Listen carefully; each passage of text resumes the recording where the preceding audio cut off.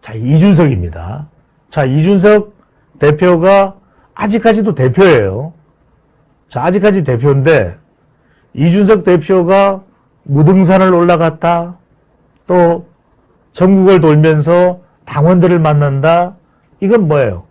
계속해서 당 내에서 또는 당 바깥에서 또다시 윤핵관과 대결할 수 있는 비수를 갈고 있는 거잖아요. 이 이야기는 뭐냐? 언제든지 갈등이 빚어질 수 있는 불씨야. 자, 방금 전에 다시 말씀드렸죠.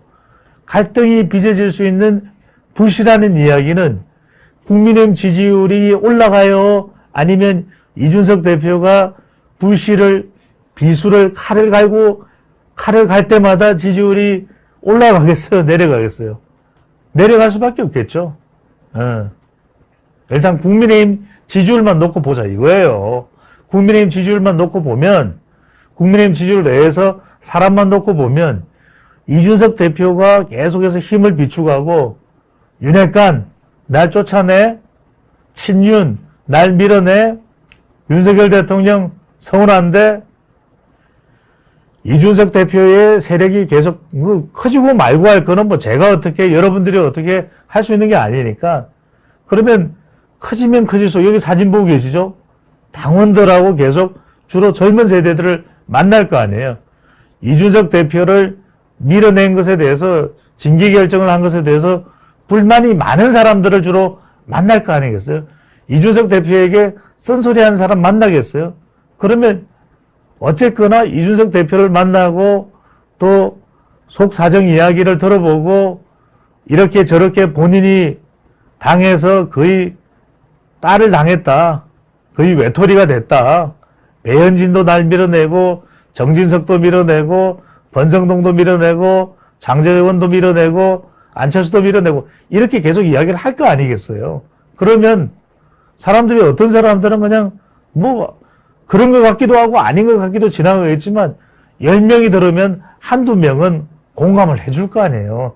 참 안 됐네. 어떻게 그렇게 고생이 많았는데 이렇게 당원들 만나러 오죽했으면 와서 본인의 하소연을 할까. 그러면은 이준석 대표를 중심으로 해서 젊은 세대를 중심으로 해서 또 뭉칠 거 아니에요. 또 여하튼 또 이준석 대표에 대해서 동정 여론을 가진 사람도 있을 거 아니에요. 그러면 이건 국민의힘 내부의 불씨가 될 수밖에 없다 이거예요. 그래서 재심 청구를 안 한 이준석 재심 청구를 왜 안 했겠어요?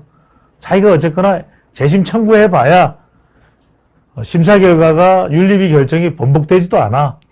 법원에 가서 가처분 신청을 해봐야 재판 결과가 본인에게 유리하게 날 것 같지도 않아. 근데 또 머리는 좋아. 그러면 이준석 대표가 할 수 있는 건 뭐겠어요? 자기네 우군을 만드는 거예요. 여론전을 하는 거예요. 지금 당내에 국회의원도 그렇고 다 공천권에 걸려 있으니까 본인을 도와줄 사람은 없잖아. 그러니까 지금 이 미디어 토마토 시사저널 기사 제목을 봐요. 흔들리는 윤핵관에 웃는 이준석. 왜 이준석이 웃을까요? 그래서 대통령 지지율이 더 내려오면 그리고 국민의힘 지지율이 더 흔들리면 봐라.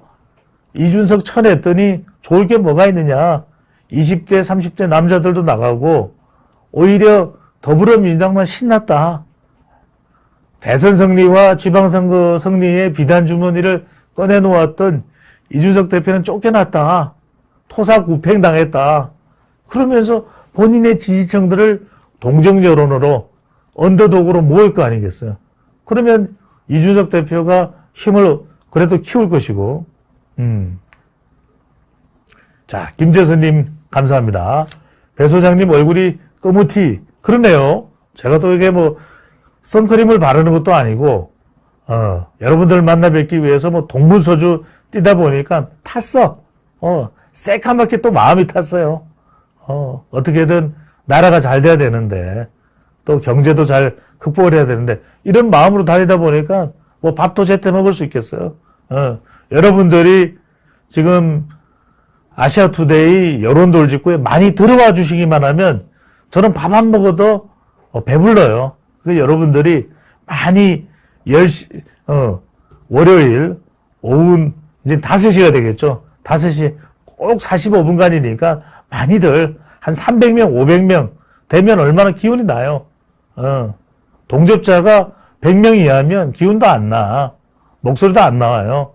여러분들이 반대로 생각해 보세요. 그러니까 주변에 이야기들 많이 해주셔서 지금 20만 갑시다. 구독자. 구독자 20만 달성하는 것도 중요하고 저도 무슨 제가 돈 버는 것도 아니고 여러분들과 어떻게 하면 이 메커니즘을 데이터의 이 복합적 심층적 분석을 여러분들에게 최우선적으로 전달해 드릴까? 이런 분석은 YTN이나 연합뉴스에도 해드릴 수가 없어요. 해줄 수가 없어요. 왜? 방송은 또 중립적인 거 좋아하잖아. I love you님. 흑화돼서 그런가 봅니다. 흑화됐어요, 저도 지금. 네. 하여튼 여러분들, 흑화된다라는 표현을 이준석 대표가 썼죠. 흑화되겠다. 빌런이 되겠다. 악당이 되겠다. 제가 악당이 돼서 여러분들이 더 건강하시고, 여러분들이 더 잘 살고, 여러분들이 밥도 많이 드시고, 돈도 많이 벌면, 그게 제 기쁨이죠, 뭐. 제가 빌런 돼서, 흑화돼서, 여러분들이 더 잘 되시면, 저는 그 길을 가려고 합니다. 예. 자, 그래서, 이준석 대표와 관련된 여론이 이준석 대표 쪽으로 뭉치면 역시 국민의힘 지지율에는 부담이 될 수밖에 없다. 그래서 저는 지금 권성동 직무대행체제가 어떤 분석이 가능해져? 여러분들이 이런 데이터로 통해서 한번 분석을 해보세요. 이준석 대표가 6개월 뒤에 본인의 세력을 구축하고 권성동 원내대표의 말처럼 당으로 돌아온다. 그럼 당이 평화로울까? 한번 여러분들이 머릿속으로 분석을 해보세요. 평화로울까? 평화로울 수가 없잖아요. 윤석열 대통령도 있는데 이재명 당대표가 되면 민주당하고도 맞서고 있는데 국내 현안은 복잡한데 당 내에 6개월 동안 자신의 지지층으로 잔뜩 무장을 한, 기갑 무장을 한 갑옷을 입은 이준석 대표가 돌아온다. 당이 조용하겠어요? 당이 더 혁신적일까?